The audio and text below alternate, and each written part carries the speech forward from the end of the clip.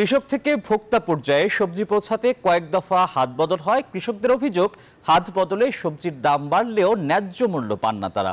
এ নিয়ে আরো খবর জানাতে বগুড়া থেকে সরাসরি যুক্ত হচ্ছেন সহকর্মী আব্দুস সালাম বাবু। বাবু, সবজির দর নিয়ে কি বলছেন কৃষকরা?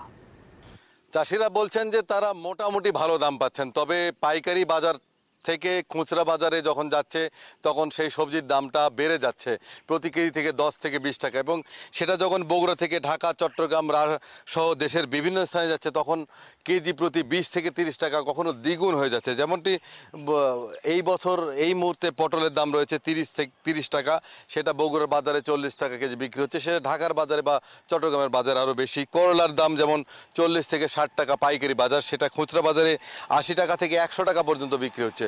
তো চাষিরা বলছে তারা মোটামুটি ভালোই দাম পাচ্ছেন, তবে সরাসরি যদি তারা বিক্রি করতে পারতেন ভোক্তাদের কাছে তাহলে হয়তো বা দামটা আরও বেশি পেতেন।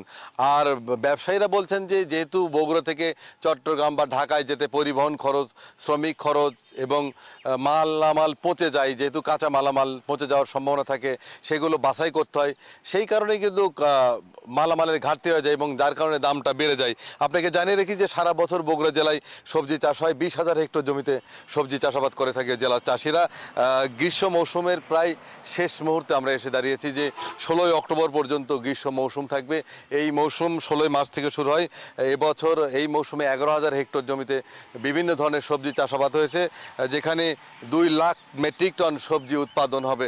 সব মিলিয়ে বগুড়া চাষিরা মোটামুটি ভালো দাম পাচ্ছে, তবে মধ্যসত্ত্ব বগিরা বা হাত বদলের কারণে সবজির দাম বেড়ে যাচ্ছে বলে তারা অভিযোগ করছেন, এবং ভোক্তারাও সেই কথাই বলছেন যে হাত বদলের কারণেই তারা দাম বাড়ছে।